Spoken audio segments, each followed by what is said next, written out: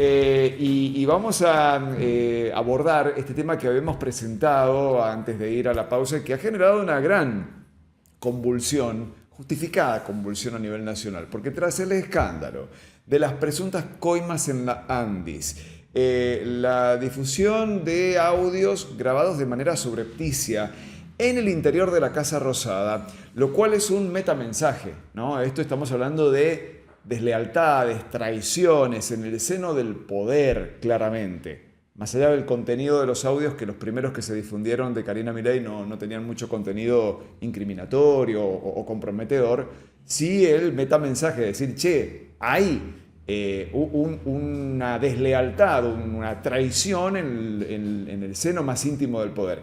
Y eso es delicado en términos institucionales.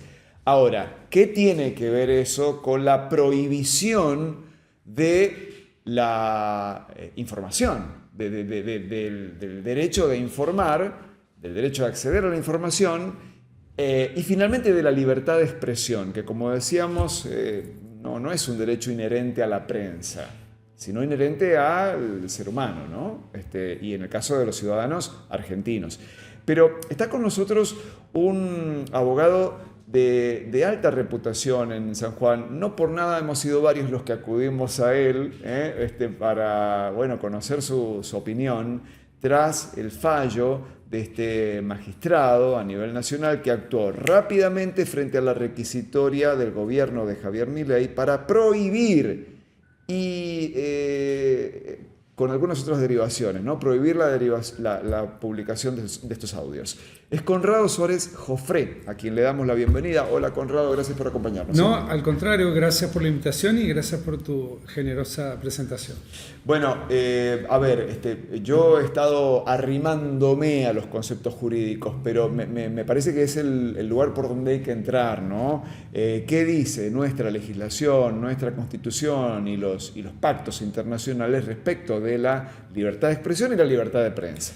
Incluso yo a esa enumeración muy importante que tú haces, legislación, constitución, pactos internacionales, yo diría una herencia liberal de la tradición del constitucionalismo más clásico y por lo tanto liberal del que hablemos, porque esto no es algo que provenga de la construcción jurídica de los derechos humanos, de las convenciones, podríamos decir, recientes. Es muy importante saber que la prohibición de la censura previa, el esfuerzo por evitar el contralor para que alguien se pueda expresar, ¿no? como condición previa a dar a circular una idea, una opinión, un hecho, una información, es algo que se pierde, como dije recién, en la historia del constitucionalismo clásico, ¿no? Es decir, eso está presente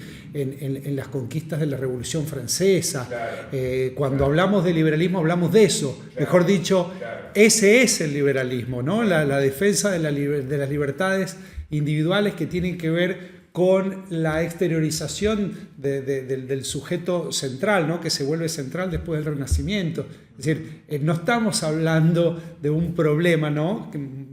que tenga que ver con la dicotomía ahora de unos y otros, ¿no? Con este binarismo de los buenos y los malos de acuerdo a cómo se mire, sino que es algo consustancial al liberalismo. Y obviamente en esa herencia tenemos primero la Constitución federal de mediados del siglo XIX, ¿no? De 1853, que desde ahí mismo ya transforma a la libertad de prensa en la expresión de los constituyentes de aquel momento como una libertad preferida, le otorga más de una cláusula para protegerla, conculcando explícitamente la censura previa.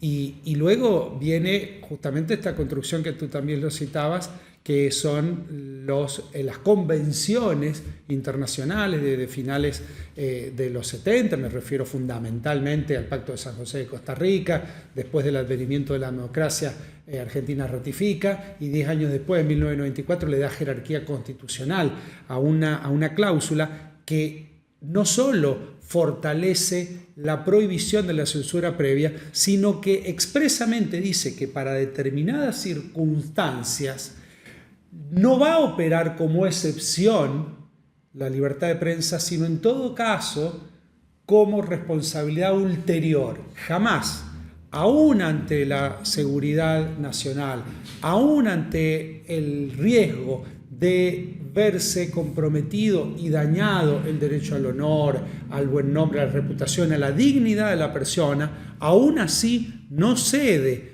la prohibición de la censura previa, sino, en todo caso, luego, en función de esos otros valores que pueden converger ahí, se verán las responsabilidades ulteriores. Aquí me quiero detener porque me parece que esto es lo más valioso para entenderlo, y es que los periodistas, los comunicadores, tenemos pleno uso de la libertad de expresión, lo cual no nos blinda respecto de la responsabilidad por lo que hemos dicho. Ahora, pero es posterior eso. No. Con lo cual, y acá quiero entrar en el tema puntual, hay un magistrado que con una velocidad muy llamativa, infrecuente, atiende un reclamo de la Casa Rosada silenciando a la prensa. Digo, es muy difícil justificar jurídicamente un fallo de esa naturaleza, ¿o no? No cabe la menor duda. Fíjate, Daniel, que las disquisiciones más sofisticadas en relación a la protección de la libertad de expresión vienen de la mano de los rebusques, de las sutilezas que tienen que ver hoy en día con la censura indirecta, con la autocensura que un periodista, o que, como muy bien dijiste al principio, ¿no? Porque esto no es un problema corporativo, cualquier ciudadano, ¿no? en su derecho a circular, ya sea recibiendo o dando información en pos de la fortaleza de una sociedad democrática, ¿no? Esa autocensura es de alguna manera lo que hoy día guía la protección. Esto es de una tosquedad, si el término existe. Esto es de desandar el problema. Lo que quiero decir es que normalmente, a partir de una protección jurídica, aparece una forma más soterrada, más sofisticada de violar esa protección. Y entonces, aquel estándar donde dice, mire, usted con seguridad no puede ser sometido a censura previa, pero sí va a recibir luego la evaluación de su responsabilidad. Eso conlleva autocensura, ¿no? Yo, periodista, digo, che, si esto no es cierto, ¿qué me puede pasar después? Y entonces ahí viene todo un trabajo de protección. No esto no es el caso. Claro. Nosotros hemos desandado, por eso digo, esto es sumamente tosco. Estamos hablando de un caso de censura previa de la forma más pedestre posible. Es decir, yo lo que quiero decir acá es que normalmente la discusión jurídica está en planos sumamente más sutiles, más sofisticados, no por sutiles sumamente graves. La autocensura hasta es más grave que la censura previa, pero en relación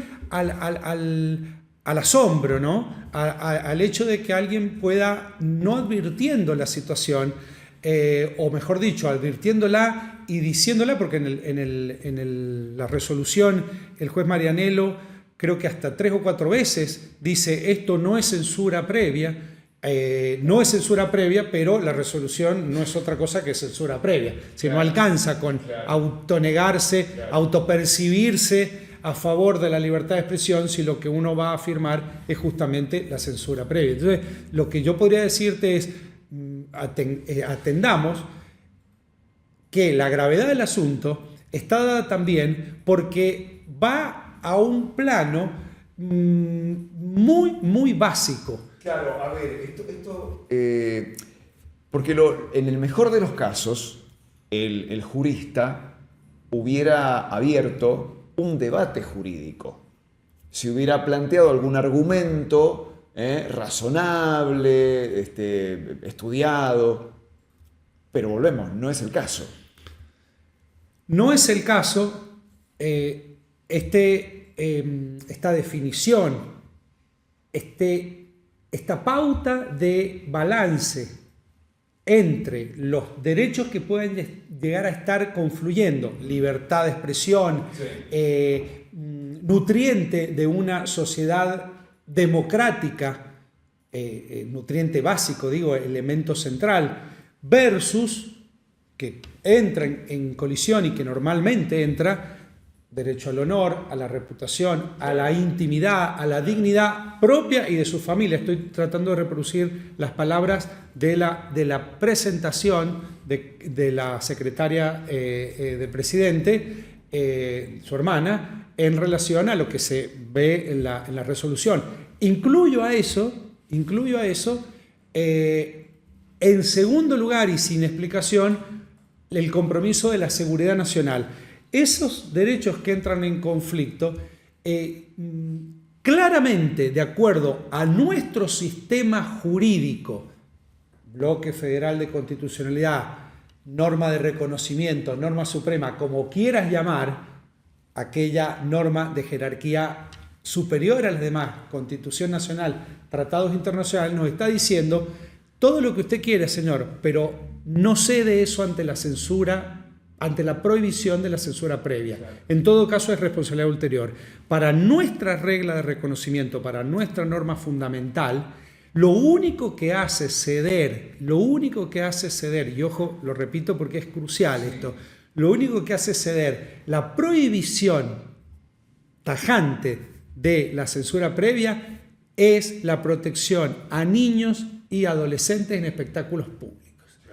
Eso lo dice el texto del Pacto de San José de Costa Rica y lo reproduce la jurisprudencia de la Corte Interamericana de Derechos Humanos.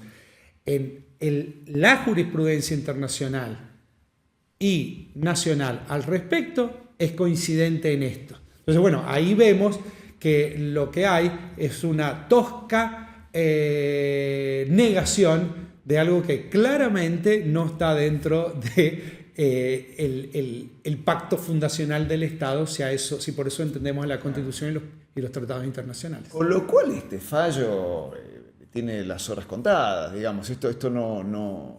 Una cosa en nuestro sistema, yo diría cultural, porque no es solo sistema jurídico ni mucho menos judicial, sino cultural, y también con ello conllevo a la idea de social, no implica lo otro. Es decir, uno pensaría, obviamente que esto es totalmente subjetivo, ¿no? Sí, lo anterior puedo contrastarlo empíricamente, si por eso entendemos aquí están las normas, aquí está la jurisprudencia de los tribunales. Ahora, esto más que tiene que ver con una sensación o una interpretación de cuestiones que uno, a las que accede normalmente. Uno podría decir, si esto no está dentro del mundo jurídico, en el sentido de que es una resolución incompatible con el ordenamiento, ¿no? Es decir, se da de patadas con la Constitución o con la norma suprema, los tratados internacionales, esto no debería durar. Ahora, acá hay un problema, ¿no? Es decir, uno de los factores que tenemos allí, que no lo hemos mencionado, es que no se trataría esto de información, casi con mucha probabilidad, de información de índole privado, ni mucho menos concerniente a la intimidad. Y por otro lado, no se trata, ya no en potencial, sino claramente, de una persona privada, sino que se trata de un funcionario público. Ni siquiera estamos hablando de una persona pública, estamos hablando de un alto funcionario público que a su vez también, en el contexto, podemos decir que es una persona pública. Entonces, con esos dos elementos, uno tiene mayores argumentos para decir, de acuerdo al estándar de protección del honor, la intimidad, la reputación, la dignidad de la persona, sabemos hoy día, con las doctrinas reinantes, me estoy refiriendo a una muy conocida, que es la de la Real Malicia, de la cual se ayudan los periodistas fundamentalmente, pero es una doctrina que protege la libertad de expresión de todo el mundo. Bueno, esa circunstancia de ella reunir esas dos condiciones hace que a su vez ceda más la protección de esa intimidad. Y no obstante eso, el juez Marianello va adelante. Entonces ahí viene mi inquietud. Claro, pero acá esa protección de la libertad de expresión estaría operando al revés. El juez, deberíamos quedar autorizado a decir, va en contra, el juez es un constitucionalista, es decir, y conocido, y me ha tocado en algún momento compartir algún, debería conocer todas estas cuestiones. Entonces uno empieza algo, esto obviamente es cosecha propia, es una cuestión absolutamente subjetiva, pero siento que estoy autorizado a decirlo, hay muchos jueces que son muy prudentes con la aplicación del derecho cuando del oficialismo se trata, sea del color político que sea. Entonces yo lo que quiero decir es, ¿tiene las horas contadas? Bueno, me reservo la duda. Está bien. A ver, esto de que la justicia no es impermeable al poder de turno. Por eso digo, a ver, sí. Acá tenía todos los elementos para, ante una confluencia de derechos específica, sí, ¿no? Conflictiva, libertad de expresión, de protección de del honor, intimidad, sí, buen nombre, tenía todos los elementos para decir, mire, discúlpeme señora, el sí, balance que debo hacer entre estos dos derechos, sí, es justamente a favor de la libertad de expresión, por muchas razones, entre ellas por derecho vigente, es doctrina de la Corte Suprema de Justicia de la Nación, ni qué decir de la Corte Interamericana de Derechos Humanos, ¿no? La Corte de San José de Costa Rica, la real malicia.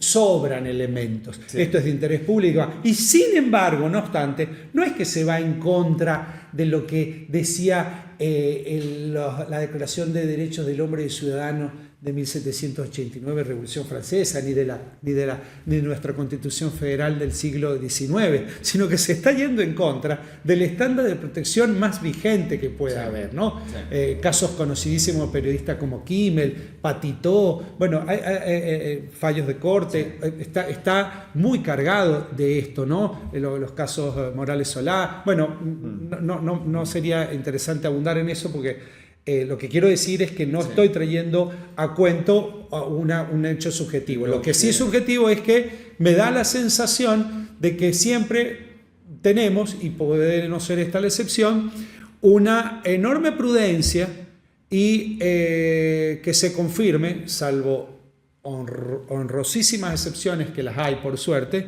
aquello de que los jueces son sumamente celosos de la vigencia del derecho con gobiernos que ya no están en el poder. Bueno, hay que, para concluir, Conrado, hemos sido testigos de algunos intentos, no similares, pero que sí han tenido un factor en común acá en San Juan, ¿no? De silenciar a la prensa por tocar o investigar casos como la licitación de los caños del acueducto Gran Tulum. Creo que es el ejemplo más reciente, no es el único, por cierto. Y acá nuestra jurisprudencia local, nuestros jueces en San Juan, teniendo la opción, siempre han defendido y digamos, se han pronunciado a favor de la libertad de expresión, ¿no? La libertad de prensa. Por eso dije recién que es salvo honrosísimas excepciones. No obstante, sin adentrarme en los ribetes de esa circunstancia, sí, igual es de un gobierno pretérito. Sí. Tu señalamiento, sí, confirma lo que yo termino de decir. Los jueces son, por lo general, salvo honrosísimas excepciones, muy celosos de la vigencia del derecho, ¿bien?, en relación a gobiernos que ya no ejercen el poder. Porque lo que vemos es una activación, insisto, estoy cayendo en la generalización y soy consciente, pero es una activación de la aplicación del derecho en favor de la libertad de expresión, muchas veces con quienes ya han perdido el poder.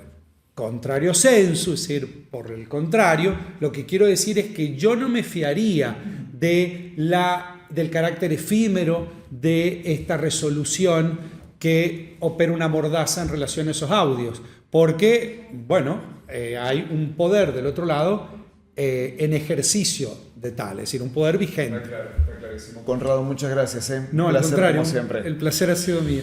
Conrado Suárez Jofré, abogado, y esta lectura jurídica respecto de lo que él acaba de definir como una sentencia, un fallo muy tosco de parte del juez Marianello, que amordaza a la prensa respecto de los audios de Karina Milei.